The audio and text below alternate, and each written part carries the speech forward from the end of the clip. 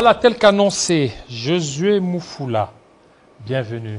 Bienvenue, merci. Voilà, merci, M. David. député national. Voilà. New look, hein, nouvelle coiffure, ça veut dire quoi? Ben, j'ai essayé un peu de mimer, de copier le vieux Mbosso. Le vieux Mbosso. Pourquoi? Mais seulement, ma coiffure à moi, elle est différente de la sienne. Parce que la mienne, elle s'appelle « Abat la taxe RAM ». Oh. Et j'ai dit, tant qu'on n'aura pas à supprimer cette taxe-là, je ne me ferai plus raser.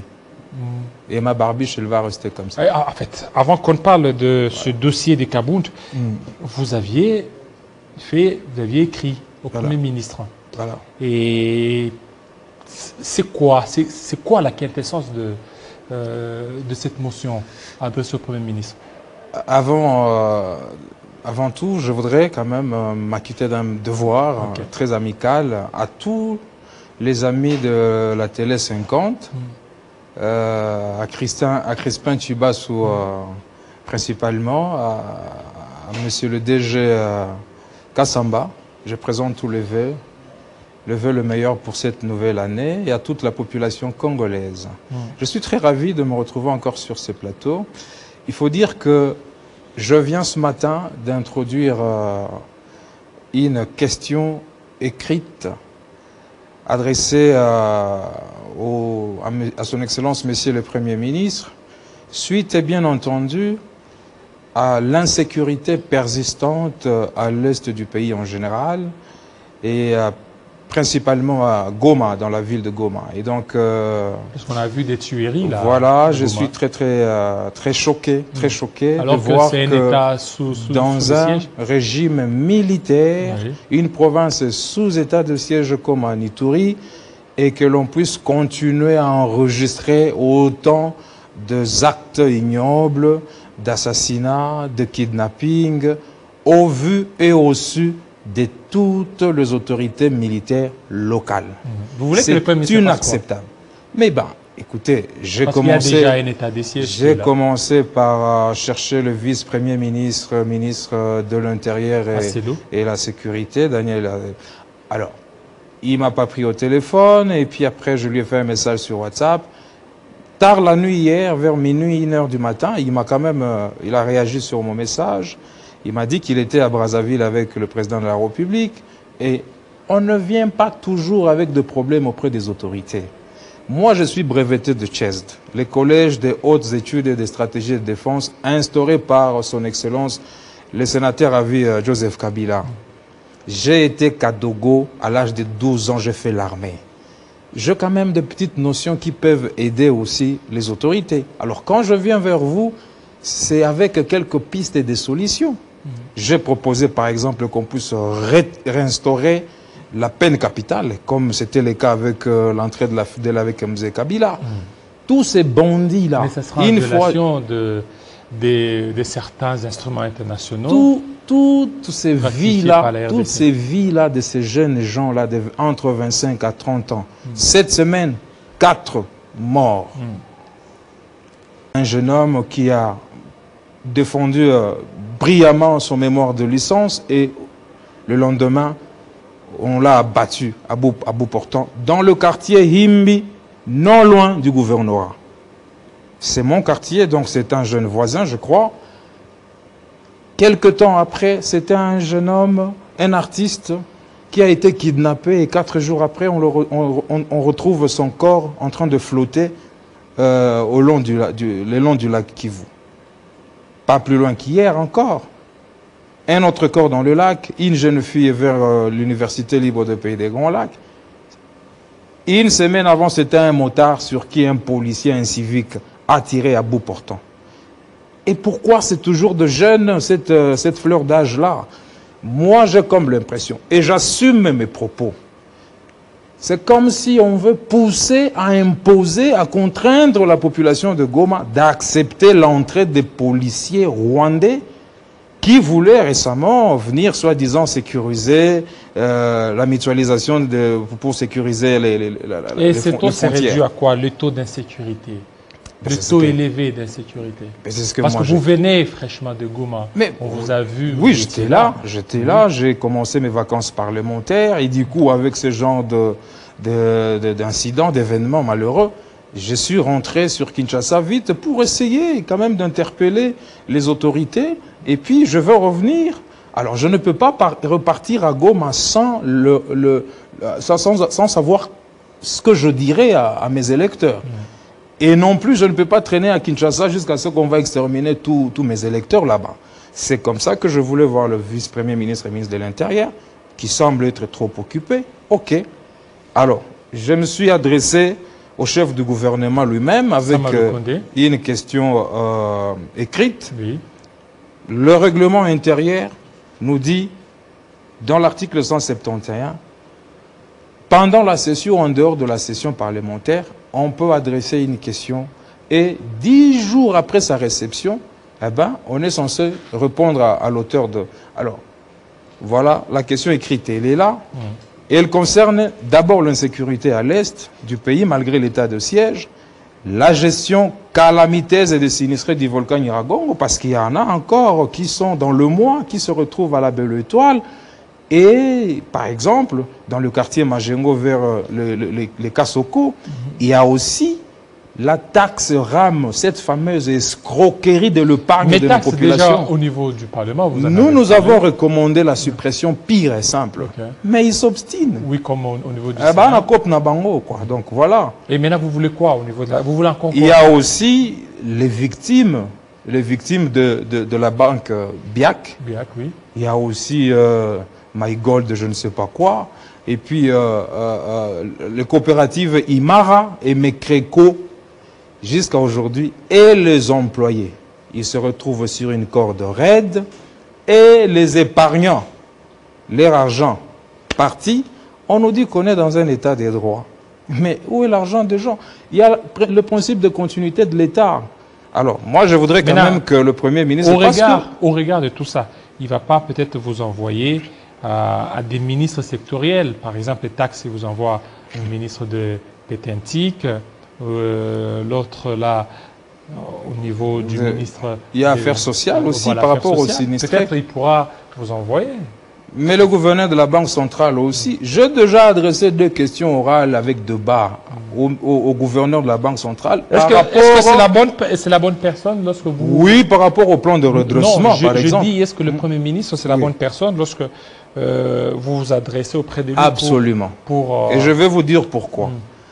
Le règlement intérieur nous dit, en son article 171 et 179, lorsque la question écrite concerne plusieurs matières ou plusieurs secteurs, ou la politique générale du gouvernement, eh ben c'est le Premier ministre qui doit répondre.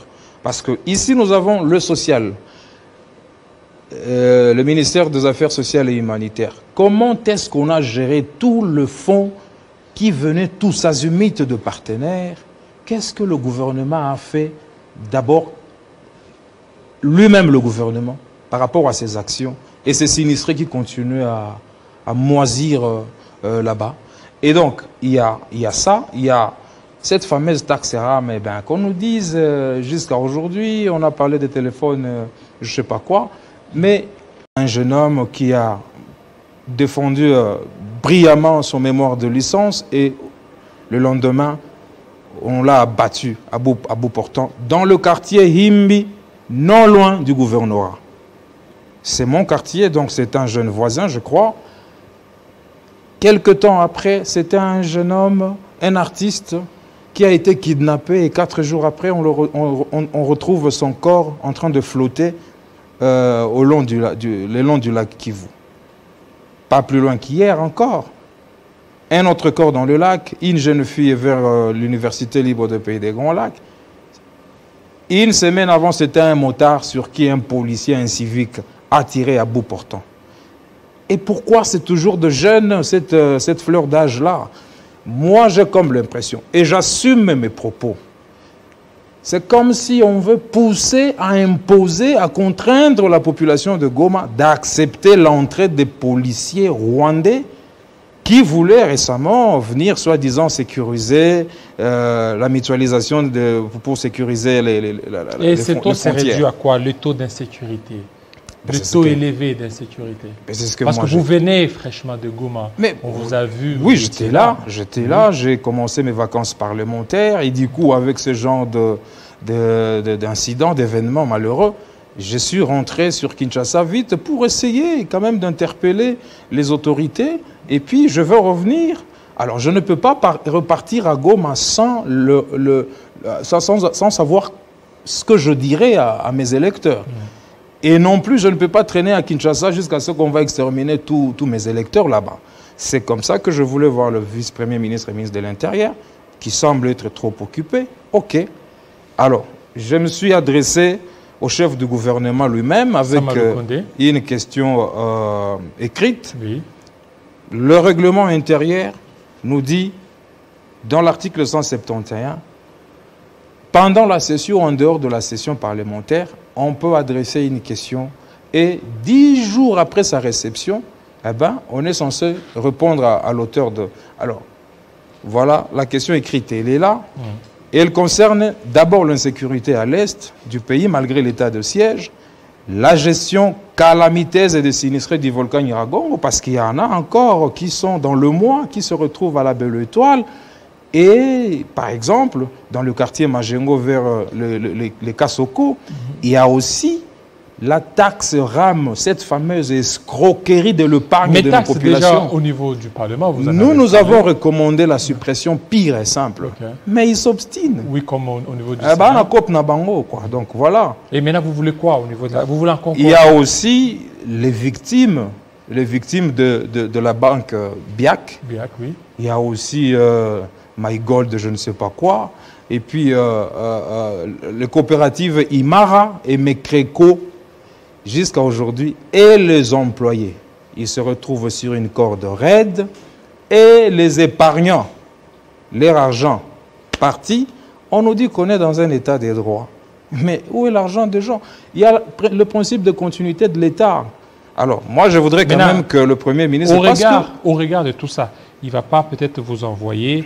à des ministres sectoriels. Par exemple, les taxes, il vous envoie un ministre de Pétentique, l'autre là, au niveau du ministre... Il y a Affaires sociales aussi par rapport aux sinistrés. Peut-être il pourra vous envoyer.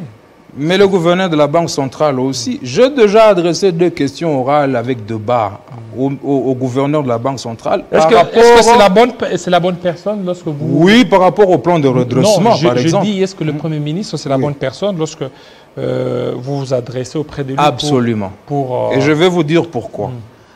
Le règlement intérieur nous dit, en son article 171 et 179, lorsque la question écrite concerne plusieurs matières ou plusieurs secteurs, ou la politique générale du gouvernement, eh ben c'est le Premier ministre qui doit répondre.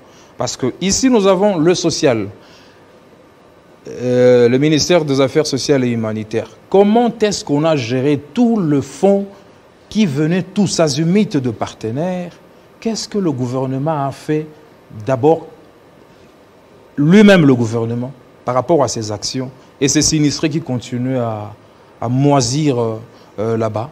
Et donc, il y a ça, il y a cette fameuse taxe RAM, eh ben, qu'on nous dise jusqu'à aujourd'hui, on a parlé des téléphones, je ne sais pas quoi, mais pourquoi on s'obstine à continuer à escroquer alors que nous avons le slogan « Le peuple d'abord ». Mais bon, moi je ne comprends rien. Et vous savez qu'il y a les victimes aussi de toutes ces coopératives ici, Imara, Mekre, même la BIAC, des gens qui vous font de crise. Hein. Au niveau de Goma. Même ici à Kinshasa, vous avez votre argent que vous avez épargné. De jeunes gens n'arrivent pas à se marier alors qu'ils ont leur argent dans les banques. Il y a eu l'autre escroquerie, c'est My Gold. My Gold, oui, My Gold, tout ça, effectivement. À part. Et il y a beaucoup de jeunes État des droits. Qui ont perdu leur argent. État des droits, mais c'est passé et c'est fini. Hein. C'est fini, hein, donc voilà. Voilà, maintenant, il y a cette question d'actualité. Voilà. Au niveau de l'Assemblée nationale, votre premier vice-président a annoncé sur les réseaux sociaux qu'il démissionnait, mais quelques jours après, l'on apprendrait par ses services qu'il aurait retiré sa démission? D'abord, je dirais que je ne lui en voudrais pas du fait qu'il ait bloqué ma loi, une initiative de loi. J'ai passé des nuits blanches. Lui a bloqué? Lui, Jean-Marc Abound. Lui ou bien Mbosso? Papa. Depuis un temps, toutes les initiatives qui devaient être introduites chez le président Mbosso, eh ben, commençaient à passer par le bureau du premier vice-président avant d'aller au bureau d'études. C'est une procédure qui n'a jamais existé. Donc ça ne passait pas par Mbosso? Vous déposez chez Mbosso, mais ça doit revenir d'abord chez Kabound. Chez Kabound. Et c'est lui qui décide ce qui passe. Et c'est lui qui décide. Je suis allé à son bureau, son directeur de cabinet me suit, honnêtement. Je suis allé à son cabinet, on me renvoie au bureau d'études. Au bureau d'études, on me dit, nous avons vu le répertoire de lois qui sont entrées. Ta loi doit être là au-dessus. Papa, s'il vous plaît. C'était quoi votre loi? J'ai proposé la modification de la loi portant organisation et fonctionnement des FRDC. Sans cette modification-là, je vous donne ma main à couper, votre état de siège-là sera toujours un échec. Savez-vous que dans notre armée, depuis l'époque du M23 avec le général Baouma et Mamadou Ndala, paix à leurs âmes, nous n'avons jamais vaincu de guerre. Pourquoi? Nous avons 2 chaînes de commandement et il y a chevauchement. Il y a même le conflit de compétences. Il y a de grandes unités qu'on a instaurées qui sont totalement budgétivores. Je vais vous donner un petit exemple. Comment on peut comprendre le commandant secteur?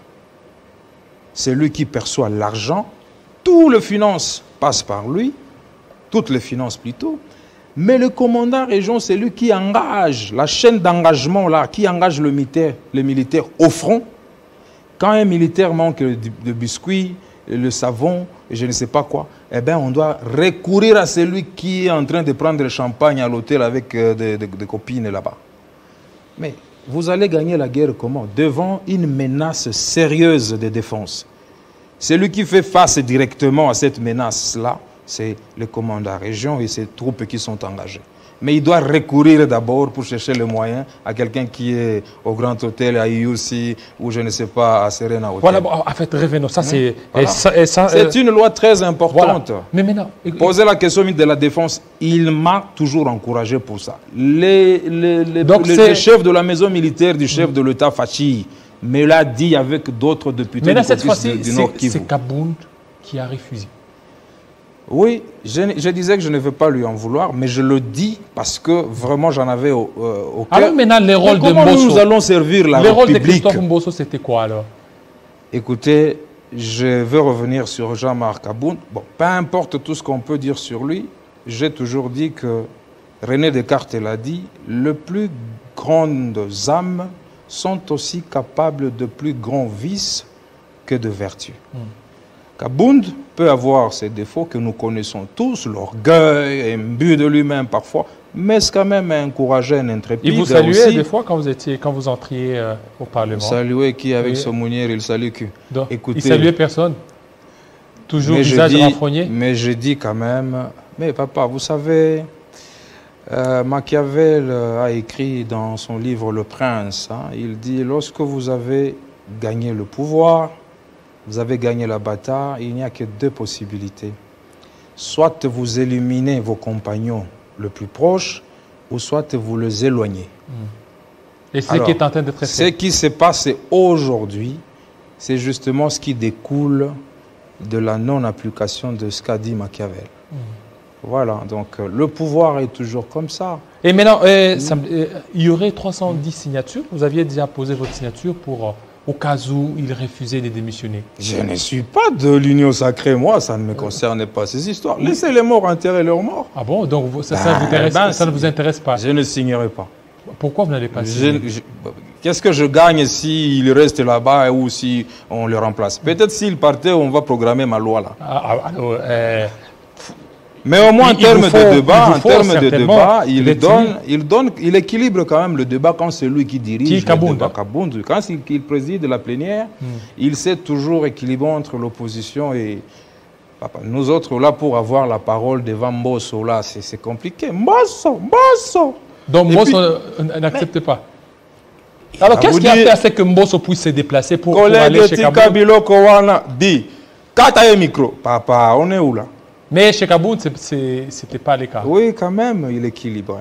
Et le fait pour le président d'un corps constitué ou le président d'une si grande institution comme l'Assemblée nationale se déplacer, aller vers le vice-président, le premier vice-président, n'est-ce pas un signe de faiblesse? Oui, mais bien sûr, mais bon, en père de famille, parce que c'est lui qui faisait tout là. Avant tout, c'est quand même notre papa à tous, notre pépé à tous. Donc, en père de famille, il peut engager ce genre de démarche pour chercher à calmer les esprits, surchauffer. Et donc, j'apprécie la démarche, mais seulement, lui-même, il sait aussi que si jamais Kabound partait, une pétition peut surgir et est-ce que maintenant les bureaux, peut soutenir ça. Bureaux, parce que vous êtes député, les bureaux tels qu'il est constitué, l'absence de Kabound pourra facilement fragiliser ces bureaux? Mais c'était Kabound le président. C'était Kabound le président. L'autre, c'est un président postiche, qui Mbosso, à ce que je sache. Donc, voilà, il faisait absolument rien. Donc c'est Kabound qui rien, c'est trop dire quand même. Hein, il faisait quelque chose, mais papa, de toutes les façons, j'ai tout dit. Hein. Et aujourd'hui, si Kabound partait, comment vous voyez la physionomie de la classe politique au sein du Parlement? Soit la majorité peut rebasculer. La majorité? Elle peut rebasculer. Tout comme elle peut être renforcée. Mais ce qui est vrai, depuis qu'on a forcé les choses pour créer une majorité anticonstitutionnelle. Rien ne va. Voilà ce qui est là. Moi, je me dis, lorsqu'on doit même nous priver la parole, qu'est-ce qui reste comme rôle? Lorsqu'on doit initier les lois, on ne le programme pas. Lorsqu'on doit faire entamer des initiatives parlementaires comme cette question écrite que j'ai adressée au Premier ministre, peut-être qu'on ne va même pas transmettre ça de l'autre côté. Je pourrais rebondir au mois de mars avec un moyen contraignant. C'est quoi ce moyen contraignant? Mais nous avons l'interpellation, ça c'est pour le ministre et les membres les mandataires des entreprises publiques. Mais il y a aussi la motion de défiance pour un membre du gouvernement, ou soit une motion de censure concernant le Premier ministre et tout son gouvernement. Est-ce que vous pensez que ça va passer, d'autant plus que vous n'êtes pas majoritaire?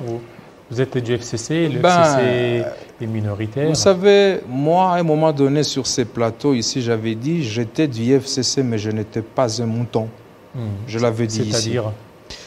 Je suis parfois délié de toute allégeance politique. Et moi, ce qui m'intéresse, c'est la défense des intérêts des citoyens congolais. Vous savez, toute élévation a une mission. Moi, je suis chrétien. Et je sais que si Dieu m'a permis d'avoir ce mandat-là, je dois l'assumer et je n'aurai que de comptes à rendre d'abord à lui, Dieu, et puis à mes électeurs. Et donc, je fais mon boulot, je fais mon travail. Je ne vais pas attendre qu'on puisse exterminer toute la population de Goma pour agir. Je vais faire ce que je dois faire. Alors maintenant, ce qui se passe au sein de l'Union sacrée, au niveau de l'Assemblée nationale, c'est une joie pour vous? Parce que vous êtes en politique. Je ne dirais pas une joie, mais j'étais en train de discuter avec une autorité dernièrement à Lubumbashi. Je venais de Lubumbashi après Goma. Et je dis à cette autorité-là, avec des versets bibliques à l'appui, que l'ingratitude, cette Bible nous demande dans Thessaloniciens, soyez reconnaissants. Ça, c'est un.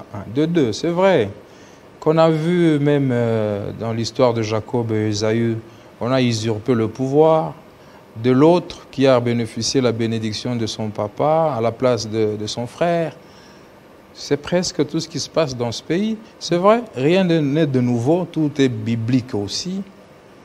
Dieu, il a ses méthodes et Dieu, il est souverain. Mais, en tout cas, nous devons savoir que il y a toujours la dualité qui gouverne le monde. Quand on parle du bien, on parle du mal. Quand on parle du bon, on parle du mauvais. Quand on parle de la nuit, on parle du jour. Et donc, moi, je crois que c'est cette dualité-là qu'il faut voir. Est-ce que ce n'est pas la malédiction du FCC qui est en train encore maintenant de prendre corps au niveau maintenant de l'UDPS? Il faut laisser les FCC de côté. Pourquoi tout le temps on veut toujours trouver les FCC comme bouc émissaire? Ça, c'est ce qu'on appelle le désir de persécution en psychologie ou en psychanalyse. Le fait de penser toujours qu'il y a un mal qui vous poursuit alors qu'il n'y en a pas. Ça, c'est un délire de persécution. Et moi, je crois qu'il faudrait quand même s'assumer. Il faut s'assumer. Lorsque les gens n'ont pas assez d'expérience pour la gestion de la res publica, il faut être quand même parfois humble. Et tous les amis venus de l'extérieur, il y en a qui sont des warriors véritablement. Il y a certains conseillers réellement pétris de beaucoup d'intelligence et de sagesse, comme par exemple le ministre des Ressources hydrauliques. Je l'ai observé, il ne parle pas trop à la télévision. Il ne fait pas de chantage avec le média. Mais pourquoi vous dites ça? Parce qu'il vous a reçu dernièrement. Non, mais en fait, j'ai discuté avec lui par rapport au problème d'eau, un problème... Juste pendant quelques heures, et puis vous arrivez à ces conclusions. Non, il m'a convaincu par rapport à ses arguments.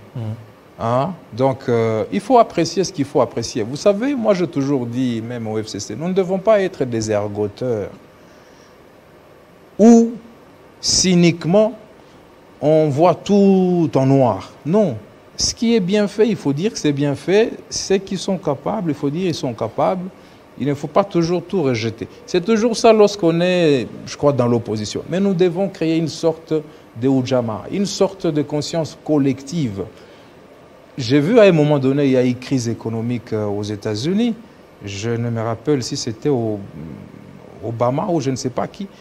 Il s'est retrouvé avec son adversaire le plus farouche pour discuter sur comment relever le défi devant cette crise économique-là. C'est ça ce qui nous manque, nous. Et vous voulez aujourd'hui que le président Félix Tshisekedi, en Tanzanie, même ailleurs, peut-être au Rwanda, ou je ne sais pas où, quand même, il y a cette conscience collective. Paix à son âme, M. Laurent Désiré Kabila. Lui qui a vraiment voulu qu'il y ait cette cohésion nationale réellement. Mais malheureusement, vous savez, on a même célébré à 21 ans depuis sa disparition. On a comme l'impression que ces histoires-là ne concernent que le régime passé. Papa, un peuple sans nationalisme est un peuple sans histoire. Et Mzee Kabila, Lumumba, c'est ces grands esprits, ces étoiles filantes qui devaient créer de l'émulation dans le chef de jeunes par rapport au patriotisme.